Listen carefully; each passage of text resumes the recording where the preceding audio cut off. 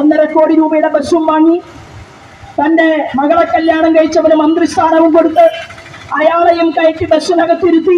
Karuvannur bank തട്ടിപ്പിൽ AC Moideen മാത്രമല്ല, ഇപ്പോഴത്തെ മന്ത്രി K രാധാകൃഷ്ണനും പങ്കെന്ന BJP നേതാവും സംസ്ഥാന വൈസ് പ്രസിഡന്റുമായ ശോഭാ സുരേന്ദ്രൻ.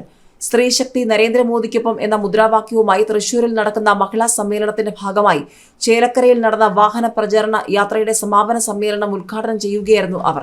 പിണറായി വിജയന്റെ നവകേരള സദസ്സ് പോലെയല്ല, 1.5 കോടി രൂപയുടെ ബസ്സും വാങ്ങി തന്റെ മകളെ കല്യാണം കഴിച്ചവന് മന്ത്രിസ്ഥാനവും കൊടുത്ത് അയാളെയും കയറ്റി ബസ്സിനകത്തിരുത്തി 1.5 കോടി രൂപയോളം ചിലവഴിച്ചുകൊണ്ട് ഇവിടുത്തെ പാവപ്പെട്ടവന് പെൻഷൻ കൊടുക്കാൻ സാധിക്കാത്ത പിണറായി വിജയൻ കേന്ദ്ര ഗവൺമെന്റ് ചോദിക്കുന്ന കണക്കുകൾ ഒരു കത്തിന്റെ രൂപത്തിൽ അവതരിപ്പിക്കാൻ സാധിക്കാത്ത കേരളത്തിന്റെ മുഖ്യമന്ത്രി പിണറായി വിജയൻ നിങ്ങളെയും എന്നെയും പറ്റിച്ചുകൊണ്ട് കാസർഗോഡ് മുതൽ തിരുവനന്തപുരം വരെ അങ്ങനെ സുഖിച്ച് ഉണ്ടുറങ്ങി നടത്തിയ ഒരു യാത്രയല്ല ശ്രീമാൻ നരേന്ദ്രമോദിയുടെ വരവ് എന്ന് പറയുന്നത്.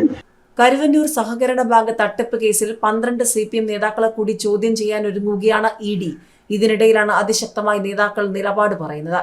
ജില്ലാ സംസ്ഥാന നേതാക്കളെയാണ് ചോദ്യം ചെയ്യുക. കേസിൽ 2ാം ഘട്ട അന്വേഷണം നടക്കുമ്പോഴാണ് കൂടുതൽ CPM നേതാക്കൾക്ക് ED സമൻസ് നൽകുന്നത്.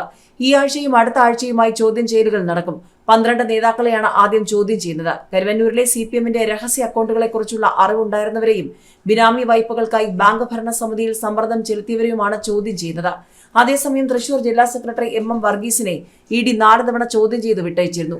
CPM നേരിട്ട് ഇടപെടലുകളൊന്നും നടത്തിയിട്ടില്ലെന്നും രഹസ്യ അക്കൗണ്ടുകളെക്കുറിച്ച് അറിയില്ലെന്നും MM വർഗീസ് അടക്കം മറ്റ് നേതാക്കൾ EDയോട് ആവർത്തിച്ചിരുന്നു. എന്നാൽ കരുവന്നൂർ ബാങ്കിൽ പാർട്ടിക്ക് 5 അക്കൗണ്ടുകളിലായി 72 ലക്ഷം രൂപയുള്ളതായി ED കണ്ടെത്തിയിട്ടുണ്ട്.